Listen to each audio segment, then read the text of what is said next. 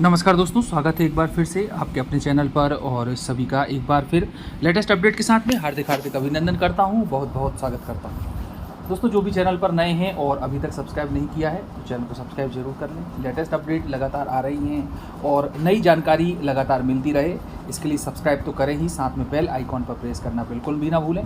पसंद आता है वीडियो तो लाइक करें और अधिक से अधिक वीडियो को शेयर करने का प्रयास करें। दोस्तों, बहुत ही महत्वपूर्ण जानकारी है और ये संबंधित है नवनियुक्त शिक्षकों की स्थानांतरण की नीति से और किसी विशिष्ट क्षेत्र में कितने समय तक सेवा देना जरूरी होगा, और साथ में ही जो जनजाति विभाग के क्षेत्रों में पदस्थ शिक्षक हैं उनके लिए भी काफ़ी कुछ नियम लागू किए गए हैं। तो आइए दोस्तों, देख लेते हैं क्या है जानकारी विस्तृत रूप से। तो आप ये देखें, इस पेपर की कटिंग के माध्यम से हम इनका एनालिसिस करने का प्रयास करेंगे कि शिक्षा विभाग ने शिक्षकों की नवीन स्थानांतरण यानी कि ट्रांसफ़र पॉलिसी की जारी।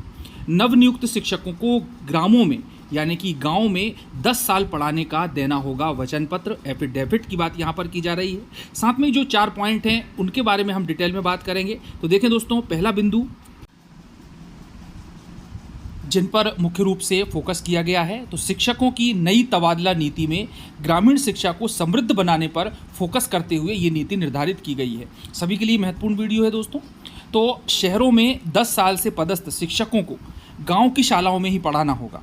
विधायक, मंत्रियों और सांसदों के स्टाफ का हिस्सा नहीं बन पाएंगे अब शिक्षक। बेहतर रिजल्ट देने वाले शिक्षकों को स्थानांतरण में सबसे पहले प्राथमिकता दी जाएगी। चलिए देख लेते हैं थोड़ा सा और डिटेल में क्या क्या लाभ हैं इसके। तो लंबी प्रतीक्षा के बाद स्कूल शिक्षा विभाग ने शिक्षकों की नवीन स्थानांतरण नीति जारी कर दी है। इस पॉलिसी में बहरहाल ग्रामीण शिक्षा को दुरुस्त करने पर जोर दिया गया है और इसी कारण से पदस्थापना की बात की जा रही है। स्कूल शिक्षा विभाग के उप सचिव OL मंडलोई द्वारा जारी आदेशित नीति के अनुसार नवनियुक्त शिक्षकों को अधिकतम 10 साल तक ग्रामों में पढ़ाना होगा। इसके लिए बाकायदा विभाग उनसे वचन पत्र भी भरवाएगा। तो दोस्तों, यहाँ पर एफिडेविट लेने की बात की गई है। तबादलों में सबसे पहले उन्हीं शिक्षकों को प्राथमिकता मिलेगी जिनका पिछले 5 साल का परीक्षा परिणाम बेहतर रहेगा।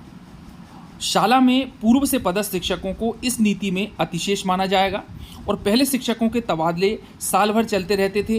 अब शिक्षा के बीच सत्र में कोई भी स्थानांतरण नहीं होगा। तो दोस्तों, यहाँ पर इसको नोट कर लें कि बीच में अब स्थानांतरण नहीं किया जाएगा। इसके लिए समय सीमा निर्धारित की गई है, निश्चित की गई है। ग्रीष्म अवकाश के दौरान ही शिक्षकों के स्थानांतरण किए जाएंगे। जिला, संभाग और राज्य स्तर पर पदों की संख्या के अनुपात में निश्चित पदों पर ही स्थानांतरण होगा। चलिए अब देख लेते हैं हम कि चयन परीक्षा से चयनित शिक्षक हैं उनको किस प्रकार से राहत दी जाएगी। तो नवीन भर्ती से नियुक्त किए गए शिक्षकों को ग्रामीण क्षेत्रों में सेवाएं देनी होगी। उस विद्यालय में न्यूनतम 3 वर्ष पढ़ाना होगा। कालावधि एवं परिवीक्षा में जो अधिक होगा उन्हें इसके दायरे में रहकर कार्य करना होगा। ऐसे शिक्षकों को संपूर्ण सेवा अवधि में न्यूनतम 10 वर्ष तक ग्रामीण क्षेत्र में कार्य करना होगा। नवनियुक्त शिक्षकों को सेवा में उपस्थिति से पूर्व तत्संबंधित वचन पत्र भी प्रस्तुत करना अनिवार्य होगा। शेष विद्यालयों में चयन परीक्षा से चयनित शिक्षकों के लिए इसके लिए शिथिलता दी जाएगी। 10 वर्ष या इससे अधिक अवधि में एक ही संस्था, विशेषकर शहरी क्षेत्रों में पदस्थ शिक्षकों की ग्रामीण क्षेत्रों की शिक्षक विहीन अथवा टीचरों की कमी वाली शालाओं में स्थानांतरित कर पदस्थ किया जाएगा। ऐसे शिक्षक स्वैच्छिक स्थानांतरण प्रक्रिया में भाग ले सकेंगे। इस मापदंड के अंतर्गत आने वाले शिक्षकों की कुल संख्या के न्यूनतम 10% शिक्षकों को भर्ती वर्ष की क्रमानुसार वरिष्ठता के आधार पर यानी कि सीनियरिटी के आधार पर ग्रामीण क्षेत्रों में स्थानांतरण किया जाएगा और ऐसे शिक्षकों को भी अधिकतम 10 वर्ष तक ग्रामों की शालाओं में बच्चों का भविष्य बनाना होगा। तो दोस्तों, यहाँ पर जो ग्रामीण क्षेत्र में सेवा अवधि तय की गई है वो 2 वर्ष है और एक ही स्थान पर कम से कम 3 वर्ष तो उनको रहना ही पड़ेगा, जो कि नवनियुक्त शिक्षक हैं और आगे आने वाले जो भी नवनियुक्त रहने वाले हैं उन सभी के लिए लागू होगा। चलिए अब देख लेते हैं हम कि ग्रामीण क्षेत्र में रहने की जो अनिवार्यता है उसका इतिहास क्या कहता है। तो 2001 में जो नियुक्त हुए हैं संविदा शिक्षक हुए थे उस समय, तो वहाँ पर 5 साल का ये नियम था कि इनको ग्रामीण क्षेत्र में रहना पड़ेगा। 2008 में 7 साल था, 2013 में 10 साल था और 2018 में भी 10 साल है। तो दोस्तों, यहाँ पर 2013 और 2018 में अंतर नहीं आया है।